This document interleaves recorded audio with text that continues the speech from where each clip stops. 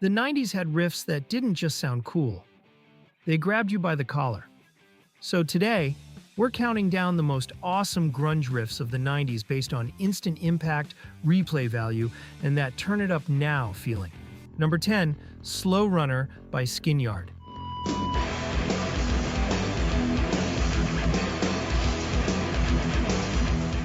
A riff that feels like it crawled straight out of the damp basements of Seattle in the late 80s and early 90s.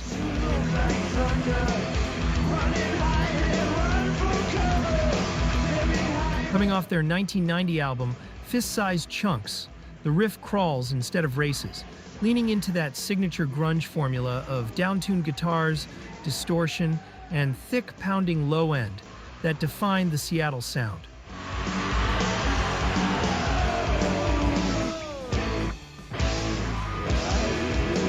Skinyard may not have hit mainstream fame, but their sound was a blueprint for grunge itself, inspiring bands like Soundgarden and Screaming Trees to push the genre forward.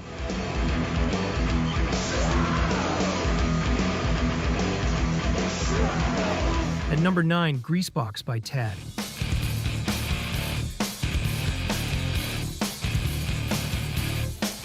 Released on their 1993 album Inhaler, the track locks into a thick, pile-driving groove that captures the band's signature heavy, brutal, and catchy sound, something critics noted as a defining strength of the record.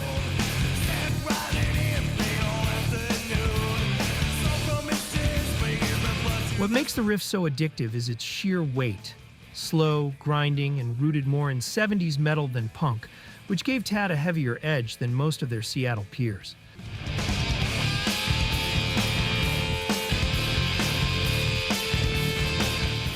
At number 8, we've got L7's Shove.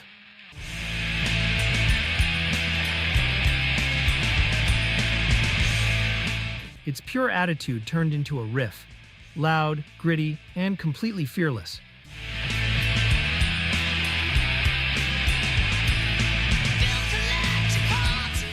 Released in 1990 as their breakout single from Smell the Magic, it hits with that classic sub-pop era sound.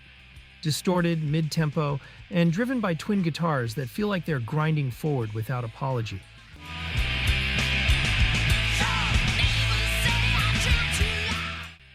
What makes the riff so awesome is its raw simplicity, perfectly matching L7's mix of punk aggression and sludge-heavy grunge.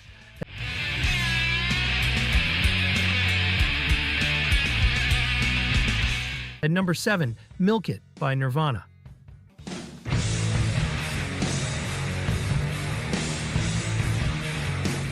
From their 1993 album In Utero, the song represents the band's shift into a more aggressive, experimental sound, something even Kurt Cobain pointed out himself.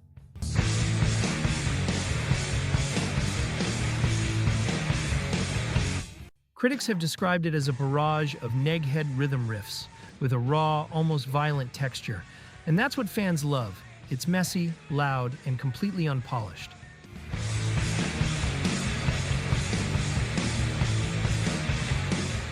At number 6, we've got Night Goat by the Melvins.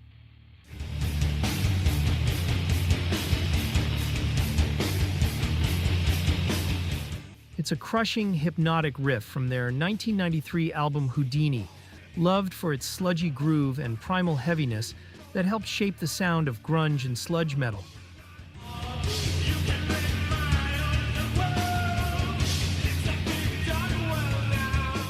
It's often described as a monster of a jam, with a grinding, low-end force that just locks you in.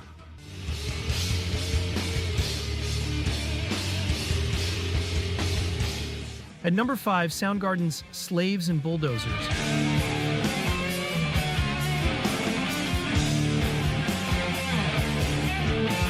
Is where grunge riffs get massive.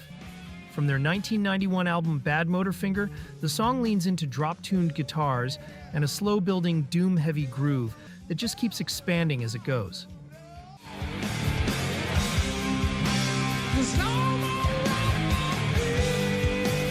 Kim Tae-il's guitar work has been described as producing spasms of noise that feel almost inhuman, giving the song this jagged, unpredictable energy, perfectly matched by Chris Cornell's explosive vocal build.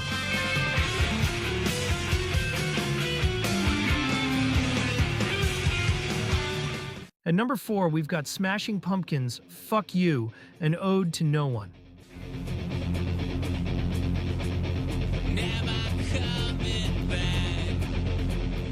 One of the heaviest, most aggressive riffs on Melancholy and the Infinite Sadness. Billy Corgan wrote the song in E-flat tuning with thick distortion and relentless palm-muted power chords, giving it a grinding, metallic edge that stood out even in the Pumpkins' already massive catalog.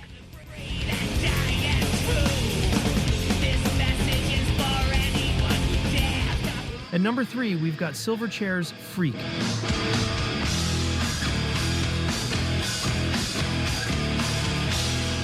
The explosive opener from their 1997 album Freak Show, and one of the most iconic riffs to come out of the post-grunge wave.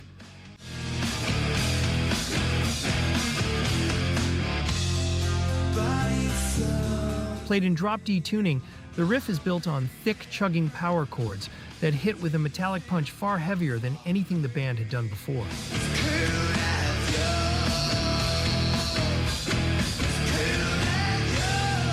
At number 2 is Dead and Bloated by Stone Temple Pilots.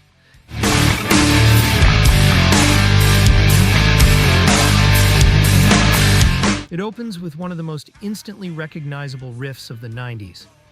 Kicking off their 1992 debut album Core, the song is driven by a slow, bluesy, drop-tuned guitar line that feels thick, eerie, and almost hypnotic.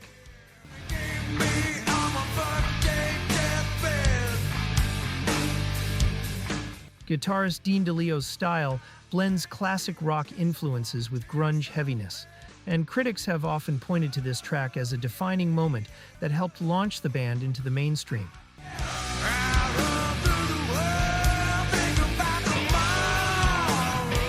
At number 1, Them Bones by Alice in Chains delivers one of the most explosive riffs of the entire grunge era.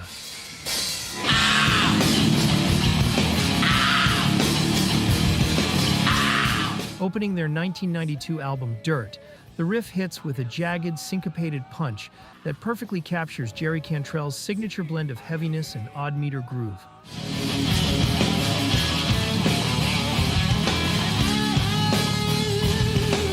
Fans love it because it's aggressive, tense, and rhythmically unsettling, mirroring the song's themes of mortality and existential dread.